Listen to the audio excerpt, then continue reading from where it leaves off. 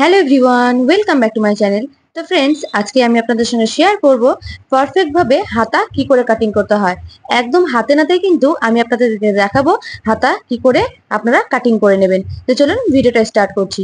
তো সবার প্রথমে আমাদের নিয়ে নিতে হবে যেটা আমাদের পেছনের পার্ট রয়েছে, মানে ব্লাউজের যে আমাদের পেছনের পার্টটা রয়েছে সেটা কিন্তু আমরা নেব। আর সেটার কিন্তু আমরা বগলের মাপটা নেব, মানে আর্মহোলের মাপটা নেব। তো বগলের মাপটা আমরা ঠিক এইভাবে রাউন্ড করে মেপে নেব। ঠিক কতটা হচ্ছে সেইভাবেই কিন্তু আমাদের মাপটা নিতে হবে। তো দেখুন, আমার কিন্তু মেপে বেরিয়ে গেছে 8। আমি কিন্তু এই 8 ইঞ্চি নেব। তো প্রথমে যে কাপড়ে আমরা কাটিং করব সে কাপড়টা নিয়ে নিয়েছি। আমি কিন্তু প্রথমে লাইলিন কাপড়ে কাট করব, ঠিক আছে? আপনারা কিন্তু সেম ভাবে কাটিং করবেন। তো প্রথমে কাপড়টাকে একবার ফোল্ড করে নেব। ফোল্ড করে নিয়ে এবার নিচ থেকে আমরা ফোল্ড করে ওপর দিকে তুলবো। বুঝতে পেরেছেন আমি কি করে ফোল্ডটা করেছি? আপনারা আরেকবার দেখে নিন। এই যে দেখুন, আমি কিন্তু প্রথমে একবার ফোল্ড করে নিয়েছি, নেওয়ার পরে আবার কিন্তু নিচের থেকে ওপরের দিকে ফোল্ড করেছি। বুঝতে পেরেছেন? ভালো করে দেখে নিন, তাহলে কিন্তু আপনাদের কোনো জায়গায় অসুবিধা হবে না। আর সবসময় মনে রাখবেন, ফোল্ডেড সাইডটা কিন্তু আপনার বাঁ দিকে থাকবে আর খোলা দিকটা কিন্তু আপনার ডান সাইডে থাকবে। এইটুকু মনে রাখলে কিন্তু আপনাদের হয়ে যাবে। এইবার সবার প্রথমে আমরা নিয়ে নিব লম্বার মাপটা। এখানে আপনারা কতটা লম্বা হাতা পরতে চাইছেন সেটা কিন্তু নিয়ে নেবেন। আমি এখানে যেমন 5 ইঞ্চি নিচ্ছি।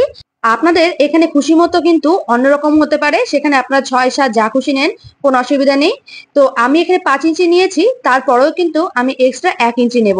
তার মানে আপনার যা ঝুল থাকবে বা লম্বা থাকবে তার সঙ্গে এক্সট্রা 1 ইঞ্চি নিতে হবে। কারণ ওপর আর নিচে কিন্তু সেলাই পড়ে, তো তার জন্য এই 1 ইঞ্চি নিয়ে নিলে আপনার হাতার লম্বাটা কিন্তু ওই 5 ইঞ্চি থাকবে, ঠিক আছে? এবার দেখুন, আমরা এবার মুহুরিটা নিয়ে নেব। আমরা মেপেছিলাম 8 ইঞ্চিতে, ঠিক আছে? আমরা মেপে নিয়েছিলাম আমাদের যে ব্লাউজের পেছন সাইডটা সেটা কিন্তু 8 ইঞ্চি ছিল। সেটা কিন্তু ঠিক এইভাবে আমি মেপে তারপরে কিন্তু দাগ দিয়ে নিলাম, ঠিক আছে? এরপর একটা কাজ করতে হবে, এই যে এইখানে ফিতেটাকে রেখে মোটামুটি 3 ইঞ্চিতে ডাউন করবেন। এইবার দেখুন, আপনি যেখানে 3 ইঞ্চিতে ডাউন করেছিলেন সেখান থেকে একটা স্কেলের সাহায্যে এইভাবে সোজাসুজি একটা লম্বা দাগ টেনে নেবেন। তাহলে কিন্তু আপনার যে হাতার শেপটা সেটা দিতে কিন্তু খুবই সুবিধা হবে, ঠিক আছে?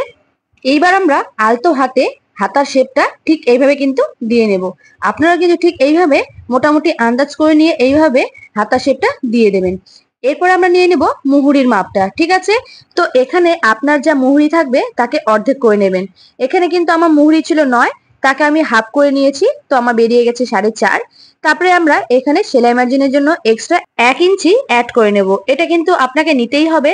এর জায়গায় কিন্তু আপনি 1.5 ইঞ্চিও নিয়ে নিতে পারেন, কোনো সমস্যা নেই। এরপরে ওপরে যে আমরা দাগ দিয়েছিলাম সেটাকে কোনাকুনি ভাবে আমরা এইভাবে মিলিয়ে দেব। তাহলে কিন্তু আমাদের পারফেক্ট ভাবে একদম হাতা কমপ্লিট হয়ে যাবে। তো আমাদের কিন্তু হাতা একদম কমপ্লিট হয়ে গিয়েছে। এবার আমি এটাকে কাটিং করে নিচ্ছি। তো দেখতেই পাচ্ছেন কত কম সময়ে আপনি একটা হাতা তৈরি করতে পারবেন। আশা করছি আপনারা পুরো ভিডিওটা একদম বুঝে গিয়েছেন। হাতা কাটিং করতে সমস্যা হলে আপনারা অবশ্যই এই ভিডিওটা দেখবেন। আপনাদের কিন্তু একদম ধারণাটা ক্লিয়ার হয়ে যাবে। সঠিকভাবে কিন্তু হাতা কেটে নিতে পারবেন, কোনো সমস্যা নেই। তো দেখতেই পাচ্ছেন হাতা কিন্তু আমার কাটিং করা কমপ্লিট হয়ে গিয়েছে। এবার আমি এটাকে খুলে নিয়ে তারপরে কিন্তু এখানে শেপ দেব, ঠিক আছে? এখানে কিন্তু আর একটুখানি শেপ দিতে হবে, আপনারা এখানে দেখে নিন। মোটামুটি হাফ ইঞ্চি ডিপ করে তারপরে এইভাবে কেটে নেবেন। এটা কিন্তু ফ্রন্ট সাইডে থাকে আর এটা কিন্তু আপনাকে শেপটা দিতেই হবে, তাহলে কিন্তু হাতার ফিটিংসটা আরো সুন্দর হয়। এইবার চক দিয়ে লিখে নেবেন কোনটা ফ্রন্ট সাইড আর কোনটা ব্যাক সাইড, ঠিক আছে? তাহলে কিন্তু ফ্রন্ট সাইডটা বুঝতে পারবেন যে ফ্রন্ট সাইডটা আপনার ফ্রন্টের দিকে সেলাই করতে হবে আর ব্যাক সাইডটা ব্যাকের দিকে করতে হবে, ঠিক আছে?